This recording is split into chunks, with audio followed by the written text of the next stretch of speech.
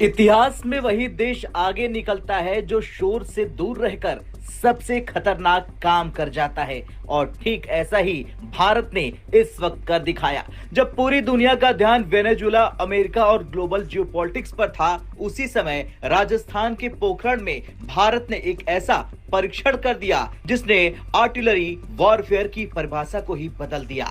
आज तक आपने तोप के गोले देखे होंगे जो तोप से निकलते हैं, धीरे धीरे स्पीड खोते हैं और एक सीमित दूरी पर जाकर फूट जाते हैं। लेकिन अब जरा सोचिए, अगर वही तोप का गोला मिसाइल की तरह उड़ने लगे, खुद की थ्रस्ट पैदा करे और 30 से 40 किलोमीटर नहीं बल्कि 120 किलोमीटर तक मार करे तो क्या होगा। भारत ने यह कर दिखाया। हाल ही में पोखरण रेंज में भारत ने दुनिया का पहला 155 रैमजेट पावर्ड आर्टिलरी शेल का सफल परीक्षण कर दिखाया। और ध्यान दीजिए, यह सिर्फ भारत का नहीं बल्कि पूरी दुनिया का पहला ऑपरेशनल लेवल टेस्ट था।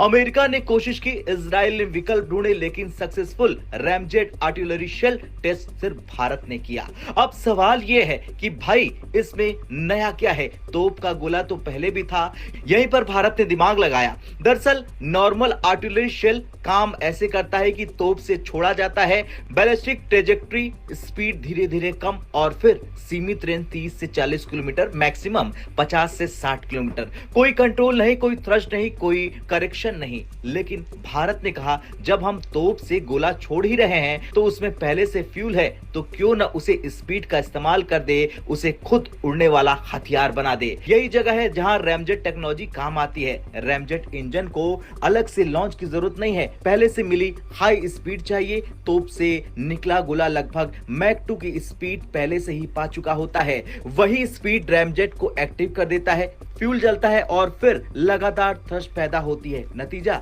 गोला अब स्लो नहीं होता बल्कि आगे तक उड़ जाता है।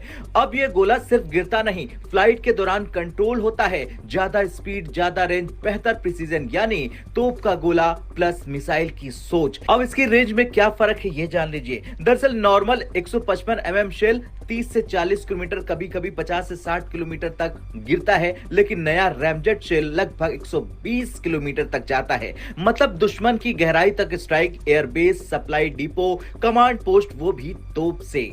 अब सवाल है कि किन गनों से ये चलेगा। दरअसल इस टेक्नोलॉजी की सबसे बड़ी ताकत यह है कि इसके लिए कोई नई तोप नहीं चाहिए। ये शेल M777 ATAGS K9 वज्र और सभी 155 नेटो स्टैंडर्ड गन से फायर किया जा सकता है। मतलब existing artillery future ready artillery बन चुकी है। अब ये प्रोजेक्ट इंडिया